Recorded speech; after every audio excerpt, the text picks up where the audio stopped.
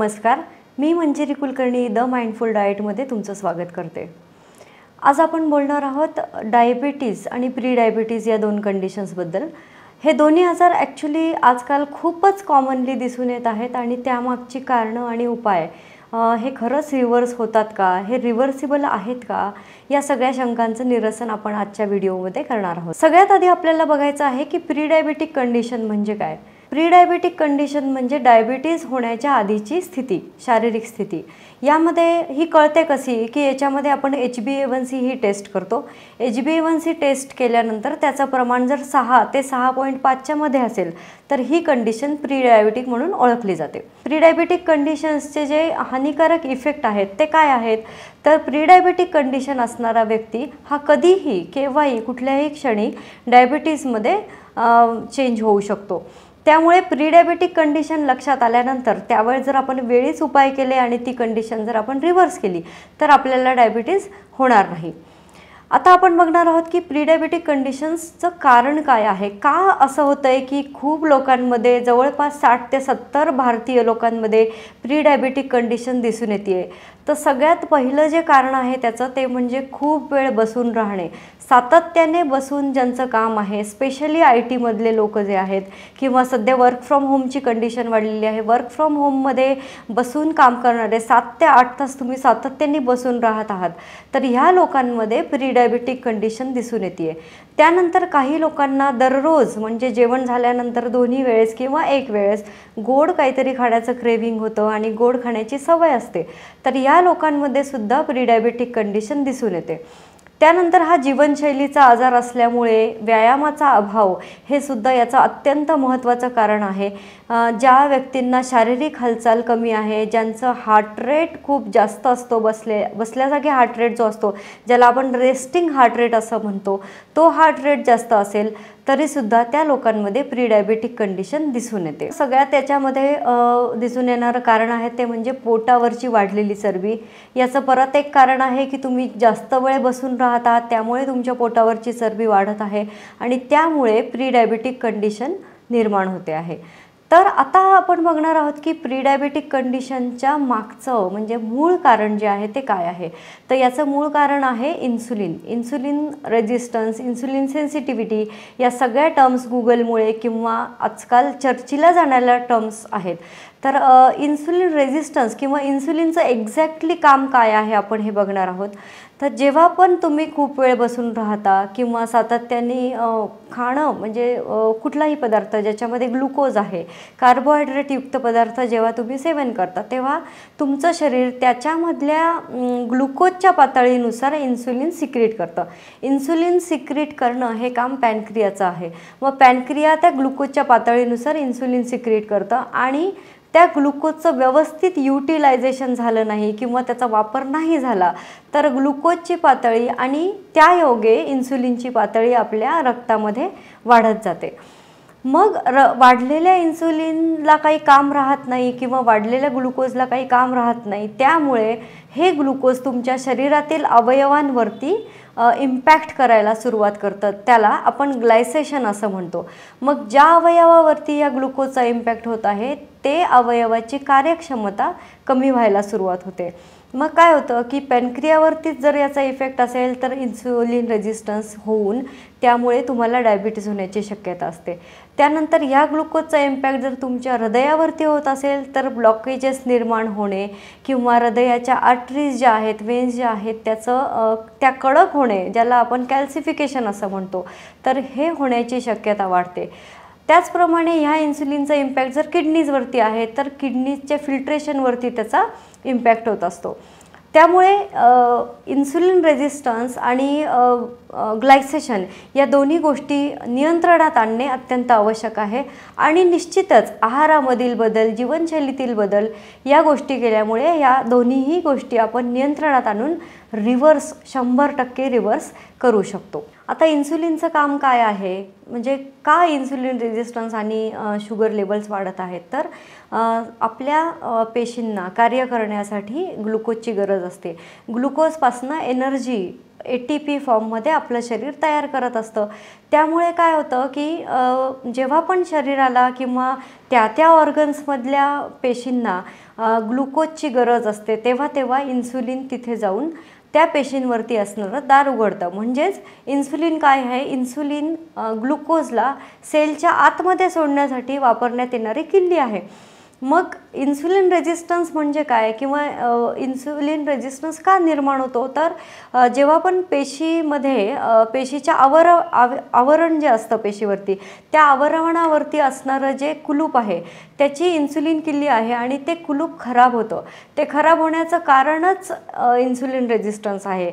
तर हे जेव्हा खराब होतं तेव्हा इन्सुलिन तेथे येऊनसुद्धा ती किल्ली त्या कुलुपामध्ये बसत नाही. त्यामुळे ग्लुकोजचा दरवाजा न उघडता ग्लुकोज रक्तामध्येच राहतं, पेशीमध्ये जात नाही. त्यामुळे काय होतं की रक्तामध्येच ग्लुकोज राहिल्यामुळे, रक्तामध्येच इन्सुलिन राहिल्यामुळे पेशीमध्ये ग्लुकोज न शिरता ATP जनरेशन किंवा एनर्जी जनरेशन होत नाही. जनरली ज्या लोकांना इन्सुलिन रेजिस्टन्स हे सिम्पटम्स असतात त्या लोकांमध्ये खूप लिथार्जी किंवा शारीरिक क्षमता कमी असणे किंवा एनर्जीचा अभाव आपल्याला दिसून येतो. त्यामुळे इन्सुलिन रेजिस्टन्स आपल्याला कमी करण्यासाठी इन्सुलिन सेन्सिटिव्हिटी वाढवणे किंवा हे खराब झालेलं कुलूप दुरुस्त करणे अत्यंत आवश्यक आहे. मग याच्यावर तर सगळ्यात सोपा उपाय कुठला आहे, तर तुम्हाला ग्लुकोजचं युटिलायझेशन करायचं आहे. म्हणजे शरीरामध्ये असणारं ग्लुकोज तुम्हाला वापरायचं आहे. मग हे ग्लुकोज तुम्ही कसं वापरणार आहात, तर सगळ्यात सोपं म्हणजे शारीरिक हालचाल वाढवणे. मग शारीरिक हालचाल वाढवल्यामुळे काय होणार आहे की शरीराला एनर्जी तयार करण्याची गरज निर्माण होणार आहे. मग एनर्जी तयार करण्यासाठी शरीर आपोआप ग्लुकोज डिमांड करणार आहे आणि त्यामुळे तुमच्या मसल्समध्ये ग्लुकोजची डिमांड वाढणार आहे आणि मग शरीरामध्ये हे जे साचलेलं ग्लुकोज आहे, साचलेलं इन्सुलिन आहे, हे मसल्समध्ये डायव्हर्ट होणार आहे किंवा त्याचं हस्तांतरण होणार आहे आणि ते डायव्हर्ट झाल्यामुळे त्याचा वापर वाढणार आहे आणि साहजिकच शारीरिक ॲक्टिव्हिटी आणि व्यायाम जेव्हा तुम्ही वाढवताय तर त्यामुळे ग्लुकोजचं युटिलायझेशन होऊन त्याचा वापर होऊन इन्सुलिन रेजिस्टन्स किंवा ग्लुकोज लेवल्स तुमच्या कमी होणार आहेत. आता याच्यावरचे उपाय आपण बघणार आहोत. तर सगळ्यात पहिला उपाय आपण पाहिलेलाच आहे की व्यायाम, नियमित व्यायाम किंवा शारीरिक हालचाल वाढवणे. आता बऱ्याचशा लोकांना व्यायाम करण्यासाठी वेळ नसतो किंवा खूप बसून स्ट्रेसफुल वर्क असल्यामुळे त्यांना तो वेळ मिळत नाही. तर याच्यावरचा एक छोटा उपाय म्हणजे जेव्हा तुम्ही खूप वेळ बसून काम करत आहात तर दर अर्ध्या तासाला तुम्हाला उभं राहून काम करायचं आहे. साधं एवढी छोटी ॲक्टिव्हिटी केल्याने सुद्धा तुमच्या ग्लुकोजचं युटिलायझेशन होणार आहे.